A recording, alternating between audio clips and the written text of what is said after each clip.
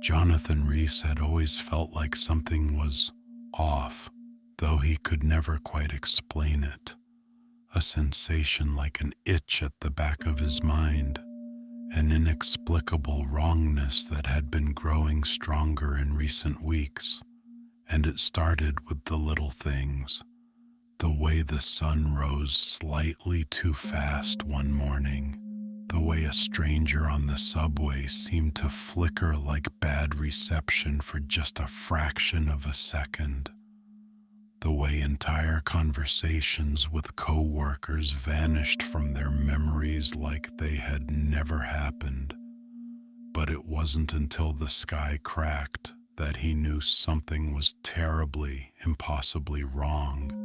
Because one evening, as he stared up at the endless twilight, watching the clouds smear like paint across the heavens, the air itself seemed to vibrate, and for a split second, he saw it, the tear, a jagged fracture running across the fabric of the sky like shattered glass, and beyond it, something moved, something so vast and incomprehensible that his mind recoiled in horror, his body seizing up as if instinct itself refused to process what he was seeing. And then, just as suddenly, it was gone, the sky back to normal, the moment erased like a dream upon waking. Except Jonathan knew what he saw, and the next day, the world began to change. Subtly at first, inconsistencies stacking upon each other like errors in a failing simulation. His apartment building had one less floor than it did yesterday. A co-worker he had known for years no longer existed. The number of fingers on his hand flickered between 5 and 6 in his peripheral vision. And worst of all, people seemed wrong. Their eyes vacant, their movements slightly lagged, as if they were running on a script too weak to maintain their own existence. Until finally, in a moment of sheer desperation, he confronted his best friend, a man he had known since childhood, and asked, pleaded, demanded to know if he had noticed anything, if reality itself seemed unstable. But his friend only stared at him, his expression eerily blank, before something in his face glitched, his features twisting, reforming, his mouth opening too wide, too dark, his voice no longer human as he said, in a tone layered with echoes, "You were not supposed to wake up."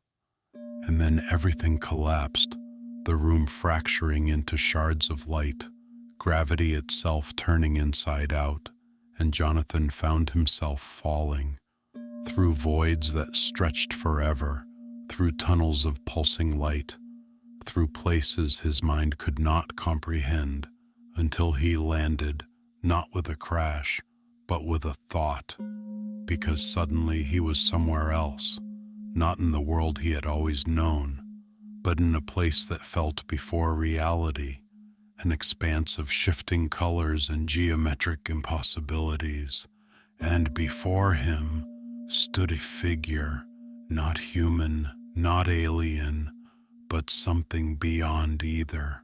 An intelligence draped in flowing distortions of time and light, its presence stretching beyond dimensions, and as Jonathan gasped, struggling to comprehend what he was seeing, the entity spoke without speaking, its voice manifesting directly in his mind. "You are inside a dream, but it is not your own."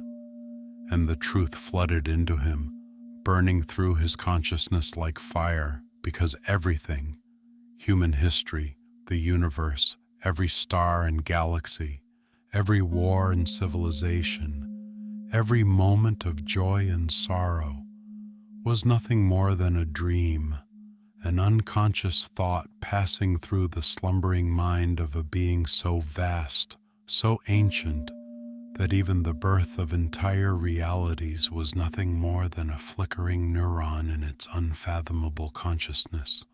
And Jonathan was not real, had never been real, because none of it was.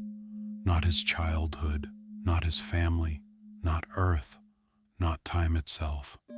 It was all an ephemeral illusion playing out in the mind of an unknowable God, a dream so deep, so vivid, that its own dream figments had begun to suspect the truth, and Jonathan, by some anomaly, some error, had awakened within it, becoming aware of his own unreality, but the being, the dreamer, was beginning to stir, restless, shifting in its cosmic slumber, and as it woke, reality itself was unraveling, the laws of physics breaking down, people vanishing mid-sentence, entire cities dissolving into static, the very concept of existence flickering in and out like a dying signal. Because if the dreamer woke fully, the dream would end, and with it, everything Jonathan had ever known, would cease to exist in an instant. And as terror clawed through his mind, he asked, pleaded, "What happens to me?" To which the being, the architect of this reality, merely replied, "What happens to a thought when the dreamer forgets?"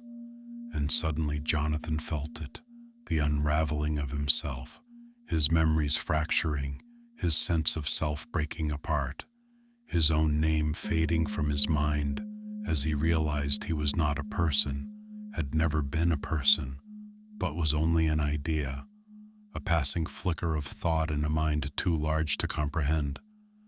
And just as his last moments of self-awareness began to slip away, just as his consciousness eroded like sand in the wind, he saw it, the dreamer, a being beyond time, beyond space, beyond all things, its vast cosmic eye opening for the first time in a billion eons, and in that final fleeting moment, as the last remnants of the dream world collapsed into oblivion, Jonathan understood the terrifying, beautiful truth.